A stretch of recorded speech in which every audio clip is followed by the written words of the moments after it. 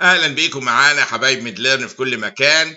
بنكمل موضوعات مراجعه امراض البطنه، نظري البطنه من خلال الاسئله والاجوبه اللي هي ريفيو بعد كل توبيك يتاخد. فهنا مثلا التوبيك النيومونيا بارت 3 انا بنتكلم وبنسال مجموعه من الاسئله عشان نراجع الموضوعات نظري البطنه مع بعضينا.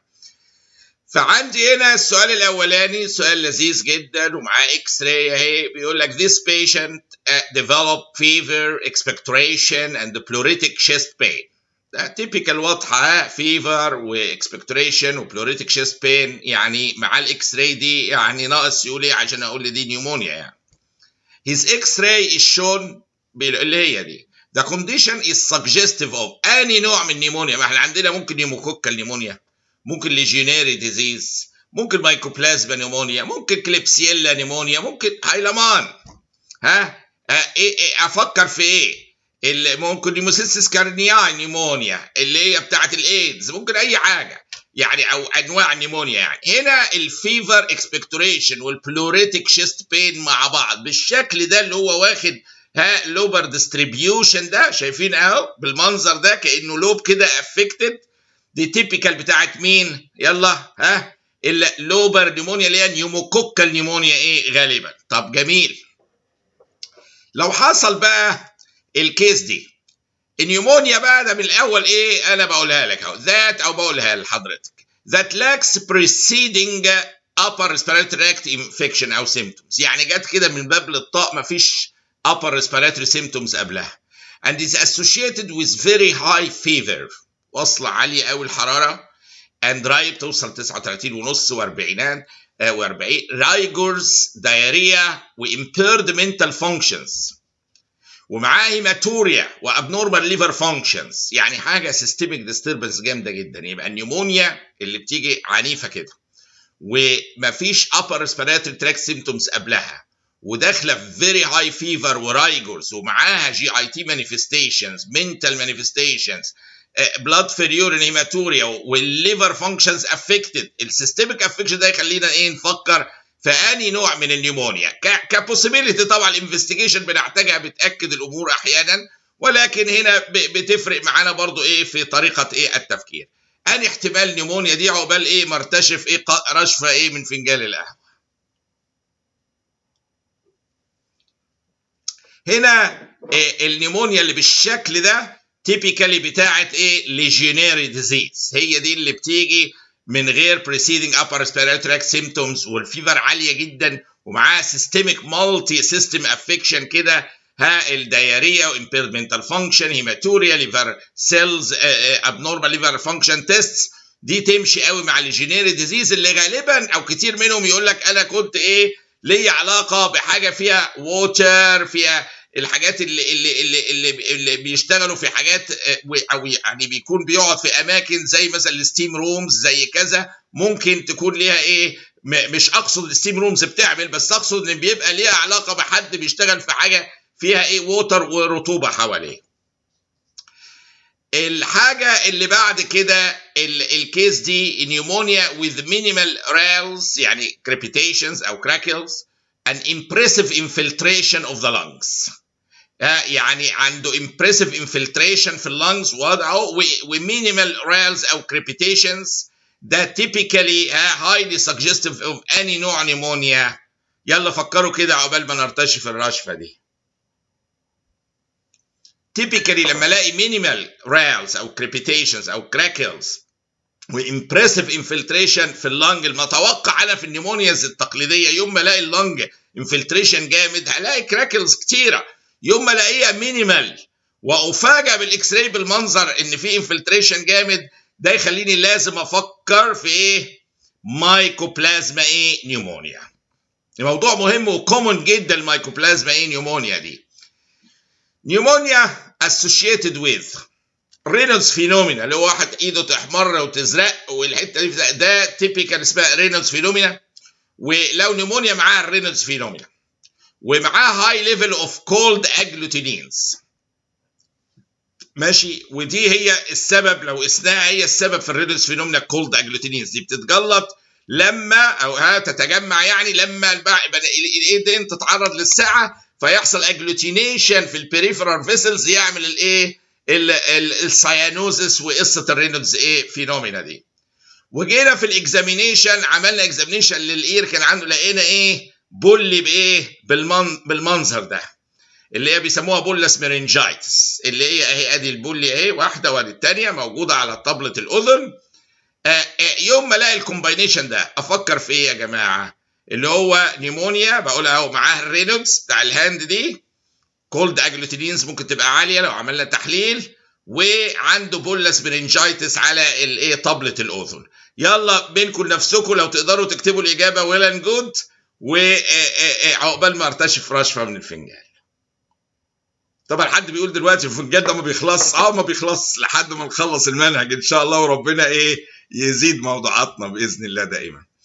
طيب هنا النيمونيا دي اللي معاها رينولدز في الهاند ومعاها الاجلوتينينز والبولس برينجايتس دي غالبا تفكرني برضه تتعالج بايه؟ هو السؤال هاو شود ات بي تريتد؟ دي مايكوبلازما نيمونيا غالبا وبتتعالج بماكرولايد انتي بايوتكس. واحد يقول لي ليه يعني مش بنسلين؟ لان البنسلين بيشتغل على السيل وول بينهبت السيل وول بايوسينثيسيس. لو تفتكروا المايكوبلازما ملهاش سيل وول اساسا يعني المفتاح ومفيش قفل هنعمل بيه ايه؟ فالبنسلينز يوسلس مع المايكوبلازما لان بتشتغل على السيل وول بتنهبت البايوسينثيسيس بتاعه. لكن المايكوبلازما لازم نديها ايه من الحاجات الرئيسيه في علاج الماكرولايد انتيبيوتيك زي مين؟ زي الاذيثرومايسين يا جماله والكلاريثرومايسين دي ماكرولايد ايه انتيبيوتكس. طيب ده نفس السؤال اهو should be treated with. طيب هنا هو سؤال اخر نيمونيا ومعاه الجراي تونسيلر سودو ممبرين لونه جراي بالشكل ده جوه should be treated with. يبقى الاول تشخصوها لي احتمال ايه في الاغلب؟ ما هو يعني كتير من النيمونياز بنشوفها في اللايف في البراكتس ولازم لمسات كده بتساعدنا على الاتجاه. ادي بنسلين ادي سيفالوسبورين ما اديش بنسلين ادي ايه بالظبط.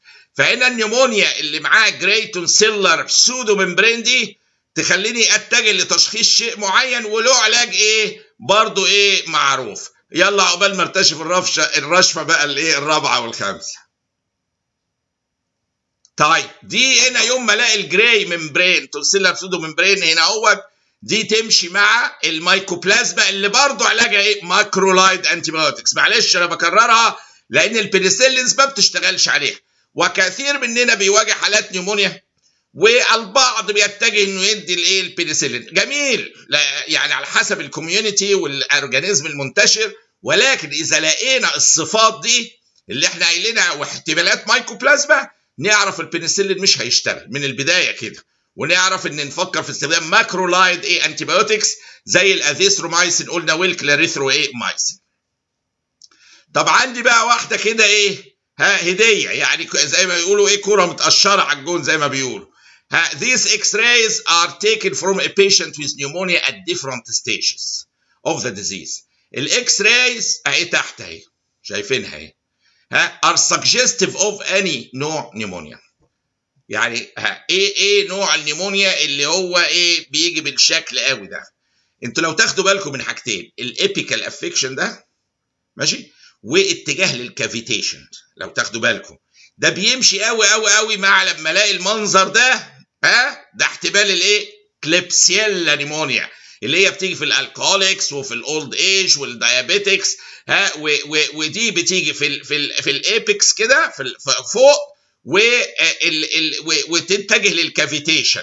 ليه انا يهمني اعرفها كليبسيلا نيمونيا؟ لان احسن علاج ليها السيفالوسبورينز اللي هي ثيرد وفورث جنريشن سيفالو ايه سبورينز او الكوينينونز اللي كانتي بايوتكس. فانا لو انا الاقي الشكل ده يبقى برضه مش البنسلين هيكون ايه افضل حاجه ليه. ده اتجه بقى ايه ولا ماكرولايد انتي بايوتكس ثيرد وفورث جنريشن سيفالوسبورينز والكوينينونز. جميل كده. تراجعوا الفيديو ده مره ثانيه وبذكر وبنوه لان المذكرات الالكترونيك بوكس بتاعت الموضوعات الباطنه دي كلها اللي موجوده midler.us واللينك محطوطه تحت.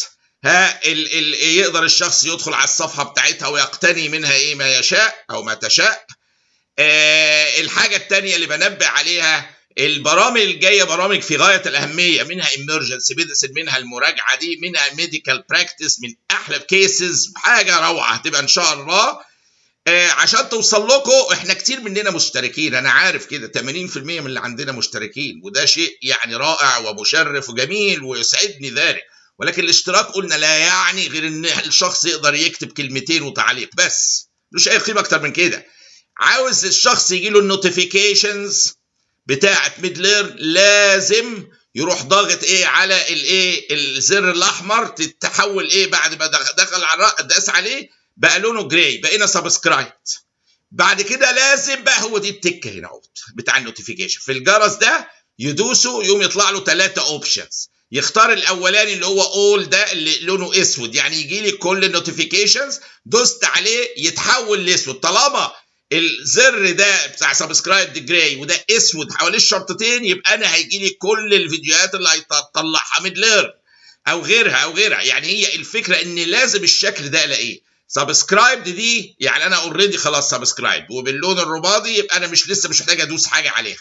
لكن ده لازم يبقى لونه اسود، واختار اول دي وحواليه الشرطتين دول عشان يبقى النوتيفيكيشنز تجي لنا. لان انا عندنا 3/4 الناس سبسكرايب وقت 80%، بس يمكن كثير ما يعرفش موضوع، لازم يدوس الجرس ده ويختار اول عشان يقدر يوصل يعني يظبط النوتيفيكيشن انها تجي لهم بانتظام. واهلا بيكم معانا دائما في ميدليرن، موضوعات اخرى جديده مشوقه رائعه في ماده البطنه الانترنال ميديسن. والى اللقاء، شكرا جزيلا، باي باي.